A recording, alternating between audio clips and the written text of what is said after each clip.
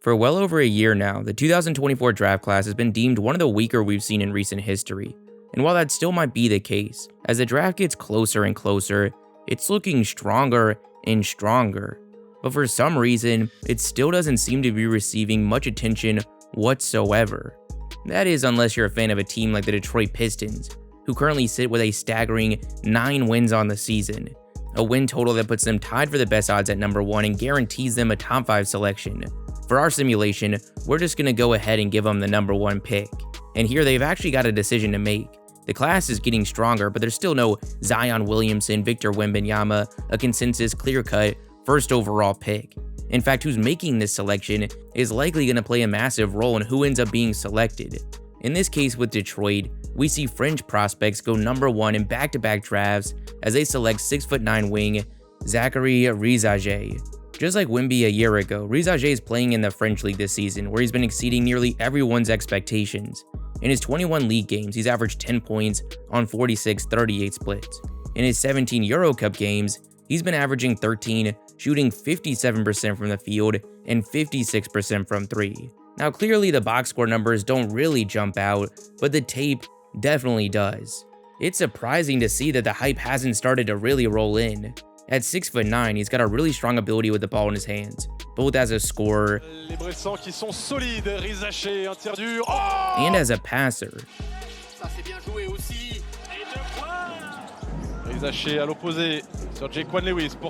He's far from the most explosive athlete in this draft, but he sees the court really well and knows how to take advantage of his elite size.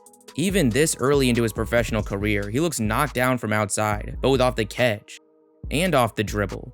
He's got this super smooth, quick release, which paired with a 6'9" frame is a scary combination, especially with what he can do moving off the ball and attacking closeouts. He's the real deal, and that's going to become very clear very soon. In this draft, the Pistons need shooting, they need upside, and they get that here. They go forward with this positionless trio of him, Cade Cunningham, and Asar Thompson. It's NBA All-Star Weekend, and you guys already know I'm going to be cooking up some entries on today's sponsor, Prize Picks. Easily the best sports pick'em platform in the game right now. It's really simple, more or less on different stats for up to 100 times your entry. They've got pretty much every sport you can imagine, and they always have new things coming out. They recently added Goblet and Demon Squares for different payouts. They also now have the Pick'em Arena mode in a select few states. PrizePicks just really makes this season a lot more fun for me, especially with things like the All-Star game. So here's the entry I'm going with. Give me some of the young All-Stars, and Halliburton. Then with the expected lack of defense, give me some guys that are going to be jacking up jumpers, Curry and Dame. I'm going to go with a flex play, so I only actually need 3 of the 4 to happen in order to get a winning entry. Let me know what you guys end up going with, but if you haven't checked out PrizePicks, if you go to the link in the description and use my code JIMMER when you sign up, they're actually going to match your first deposit all the way up to $100. Thank you PrizePicks for sponsoring. Then we see the Washington Wizards at 2, a team that really needs to hit on this selection or else things could get ugly quick. Now in this spot with who's on the board, there's really not much of a decision to be made. They go with a guy that in a lot of scenarios is going to be the first overall selection. Some have him as the clear top prospect, 7'1" French center, Alex Sarr. There's clearly a draft trend ramping up here. Last year we had 2 French players go inside the top 7. Potentially this year the first 2 picks will be French. Now the NBA won't be Sarr's first professional stint in the United States. In 2021, he actually joined the newly established Overtime Elite League. In his final season there this past year, he averaged 11 points and 6 rebounds. Then heading into this season, he decided to join the Australian NBL, and so far this year, he hasn't been doing anything too crazy, averaging 9 points, 4 rebounds, and just over a block, but his potential, that's been on full display. Standing at 7'1" with a 7'5" wingspan and elite lateral speed, for Sarr, the defense seems like a given. He's a ferocious shot blocker, Holland trying to break down his man, and Sarr swats that into the seats. And comfortable in so many spots on the court. But where things really get interesting is the upside to his offensive game we've already seen in glimpses. He's made some really impressive moves off the dribble. The 7-foot Sarr bringing the ball up, going against Mika, and he gets the roll. Back to the basket. He was younger. Sarr over the top. Like the matchup for a moment. Look at the length of Sarr. And while the efficiency has a ways to go, he's confident from outside. Sarr back to work. Saar wants to tee up the 3-ball. The Wizards need defense more than anyone in the league right now, which makes this selection pretty much a no-brainer. But this selection also forms a super exciting fringe duo going forward with both Saar and Bilal Coulibaly. Then we've got the Spurs at 3. It'd be interesting to see what direction they would go if they had one of those higher spots, but it's unlikely they're complaining too much here at 3, as they get the chance to select yet another foreign prospect, 6'6" Serbian point guard Nikola Topic. Topic has been playing professionally since he was 16, but for a while, he really didn't get much opportunity. He appeared in only 3 games in 2022 and 9 this past year. Now, because of what he had shown on the international stage over the last few years, NBA scouts were definitely aware of his presence, but very few, if any, expected us to be talking about him as a top 3 selection at this point in the season. But after being sent to Megabasket in the Serbian league, the same club that Nikola Jokic played for leading up to his arrival to the league, Topic started to dominate. He was stuffing the box score with 18 points, 4 rebounds, and 7 assists a night, while also shooting 52% from the field. It's really not hard to see why he's had such a meteoric rise to the top of the draft. Standing at 6'6", he's a true point guard. He's incredibly tough attacking the rim, which he pairs with his biggest strength, his playmaking. His ability to read the defense and seemingly know where everyone is at all times, like there's eyes in the back of his head, almost immediately causes you to see similarities to another gifted passer to come out of Serbia. Then in this scenario, ending up on a pass-heavy team like San Antonio seems like a match made in heaven. The team desperately needs more playmaking, and with a young phenom like Wembanyama already, just as fans of the game, everyone should be hoping they somehow land Topic. Then at 4, we've got the Charlotte Hornets, who go with another massive riser over the last few months, Colorado freshman Cody Williams. Williams came out of high school as a 7th-ranked prospect in the country, standing at 6'8" with a 7'2" wingspan. Before the season, he was commonly being mocked towards the bottom of the lottery, but that changed fairly quickly after taking the court. Through his first 15 games, he's averaged 14 points, 4 rebounds, and 2 assists on absurd efficiency, 56% from the field, and while only on around 2 attempts a game, 47% from 3. This is on top of being one of the most versatile defenders in college basketball. Now, while right now many still aren't familiar with Williams, even despite this massive climb up the draft board, most of you are probably familiar with his older brother, emerging second-year star in OKC, Jalen Williams, one of the most versatile and well-rounded players in the entire league on both ends. It's pretty safe to assume that his progression and his current production is going to make scouts a lot more confident in taking Cody early in this draft. Also, I can't help but think of the scenario in which Cody teams up with Jalen in OKC. He's got everything that Sam Presti looks for in a prospect, and the Thunder have more than enough capital to move up in the draft. On the clock at 5 is the Portland Trailblazers. After loading up their backcourt over the last few drafts, here they go with one of the preseason favorites to be the #1 pick, 6'8" forward, Ron Holland. Holland left high school a year ago as the #2 prospect in the country and decided to join the G League Ignite. So far this season, he's definitely been putting up some serious box score numbers. 21 points, 7 rebounds, 3 assists, over 2 steals a game. But like we've seen with a lot of the top prospects that went to the G League Ignite, the efficiency hasn't been anything too notable.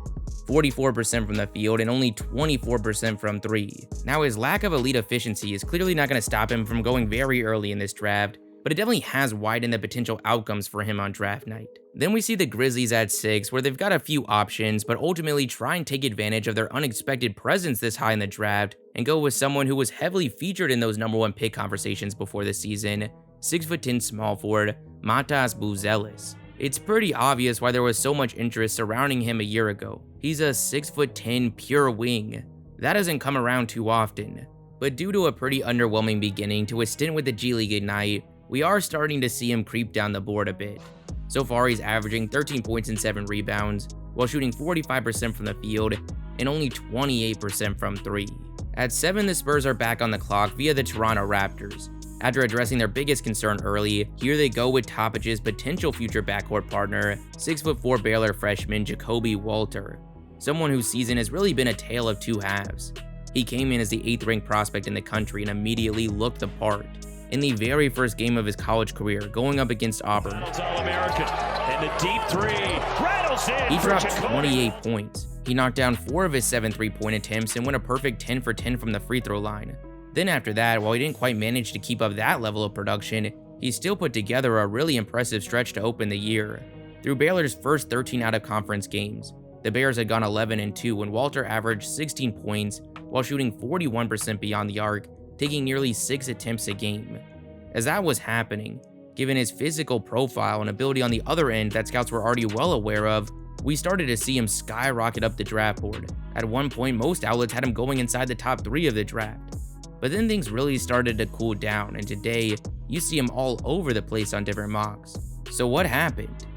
Well, right after that incredible stretch to begin his collegiate career, Baylor entered conference play, and Walter really struggled to get things going. Over the last 11 games, he's averaged 12 points and 5 rebounds, but is shooting less than 32% from the field and 24% from 3.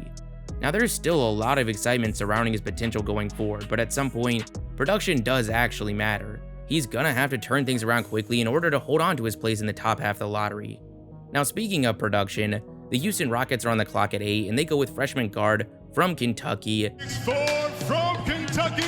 Reed Shepherd, someone who definitely doesn't have the physical profile we're used to seeing at the top of the draft. He stands at just 6'3" with a wingspan not far from that.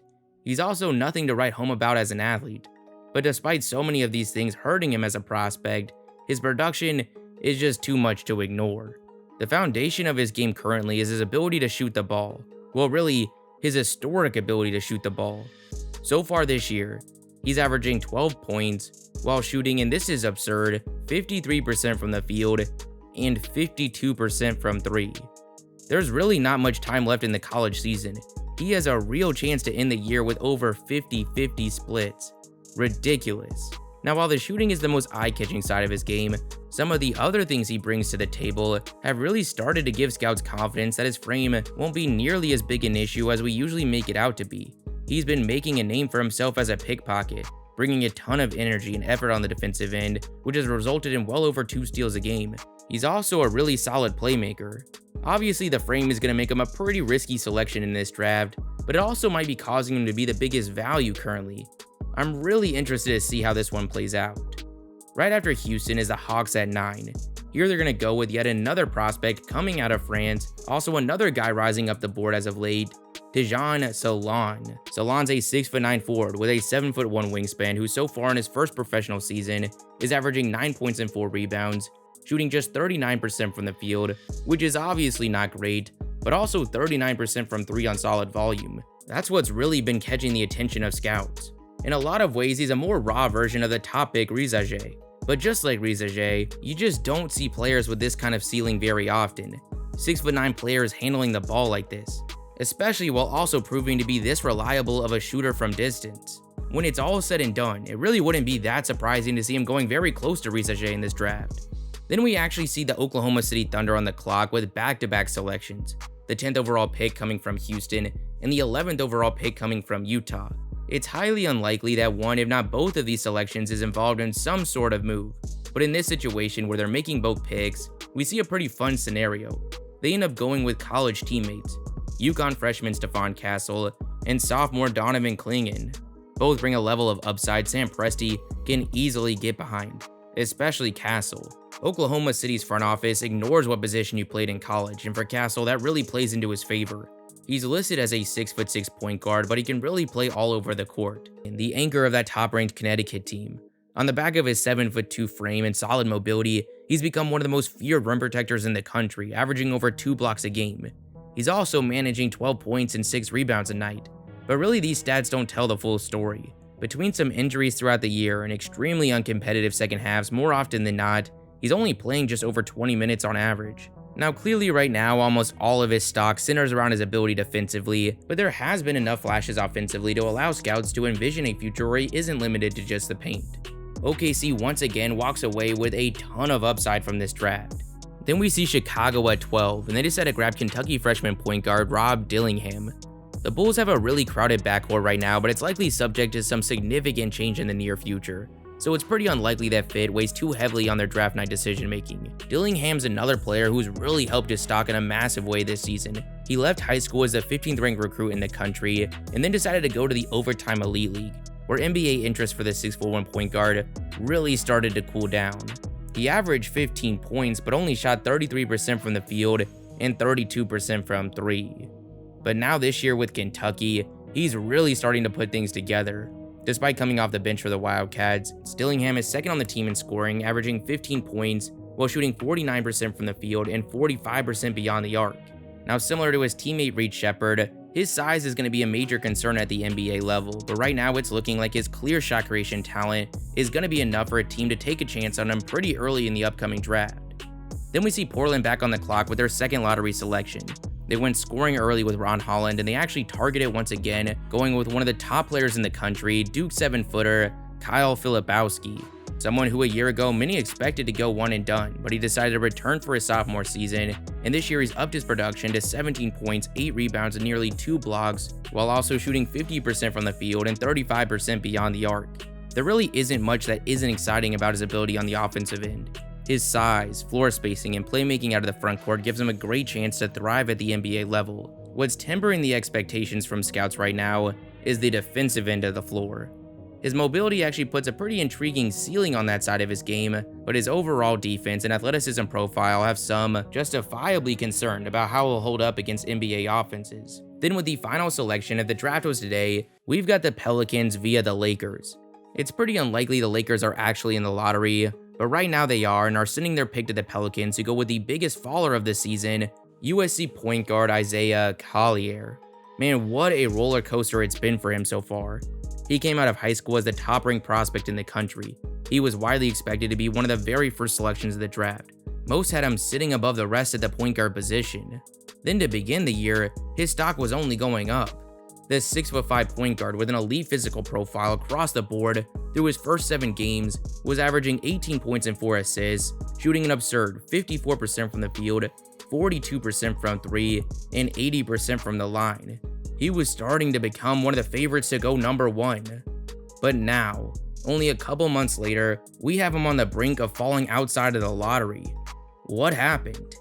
Well, since that start, his numbers have taken a massive hit. 14 points and 4 assists, shooting a very concerning 27% from 3, and just 58% from the free throw line. Even during that great start, there were some real concerns about his turnovers. At one point, he was on pace for the highest turnover rate in college basketball history. Now added on to that were some very real concerns about his shooting. Then just to pile on, he suffered a hand injury a month ago he's only now returning from. The concerns are apparent. But the elite profile, that is also still there. The one that led him to being the top-ranked prospect in the country, and the one that had him just a couple months ago as the most commonly mocked first overall pick in the draft. As we get closer and closer to June, it's really starting to feel like he's being looked at as the boom or bust prospect in this class. A risk-to-reward profile that makes a lot of sense for the Pelicans in this range. For his sake, let's just hope this isn't a situation like we saw with Trayvon Duval in 2018. Unfortunately though, it is a situation that's looking concerningly similar.